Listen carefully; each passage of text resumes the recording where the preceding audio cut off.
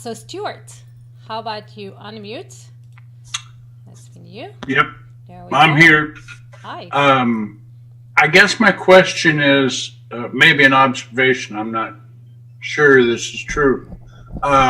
Do I get correctly that most of the product, I'll call it, that you're speaking about is something that can be acquired by the visitor, by the client, and used independently, yet you have some tracking mechanism built in so you can tell when they're using it?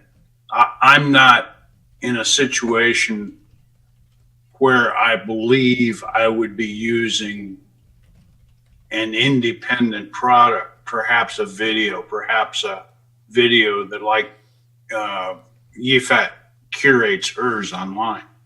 That might be my one of my connections. How does that work if you're not providing a specific mechanical product? I'll call it mechanical. It's not a good word, but you get what I mean. Yeah.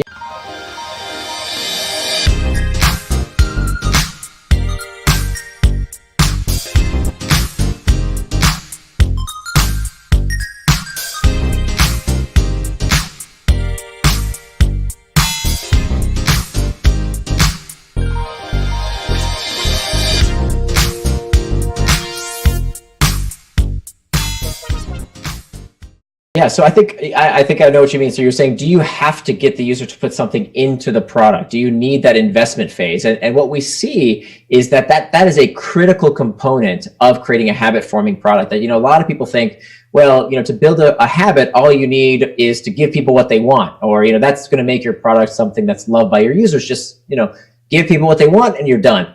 But if you're not asking for that investment, if you're not asking them to put something into the product, you're leaving a huge opportunity on the table. And it really doesn't matter if it's a product or service. What matters is the frequency of use.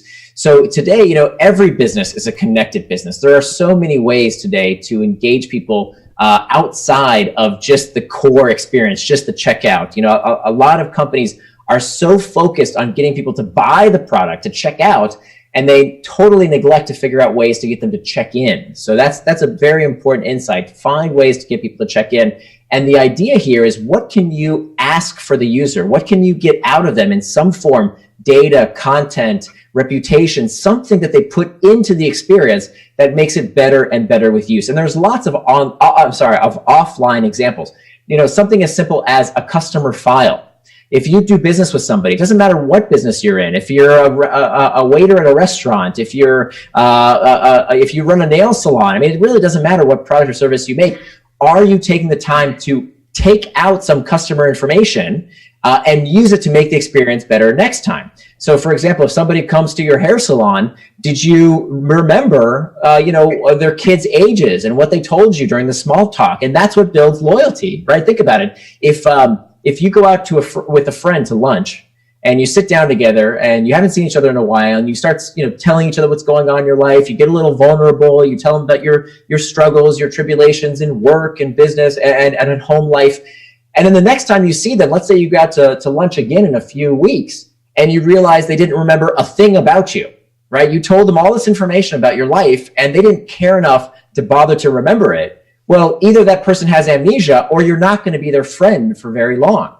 And we treat our customers this way all the time. We are bad friends to our customers because we don't bother to take that information that they're making readily accessible and do something with it to improve the product with use. That is a huge missed opportunity that most companies out there do not take advantage of. They don't make the experience better with use because they don't bother to use that information. Now, of course, we have to be very careful and sensitive with that customer information. Back to that analogy I gave earlier, if we went out to lunch together and then I told another friend everything you told me, well, that would be a violation of trust, right? That would be a data leak, so to speak. So we have to be very careful and sensitive about how we use this data. But the biggest problem out there is that most companies don't bother to even collect this kind of information in the first place. They don't get the customer to invest in the product to make it better with use.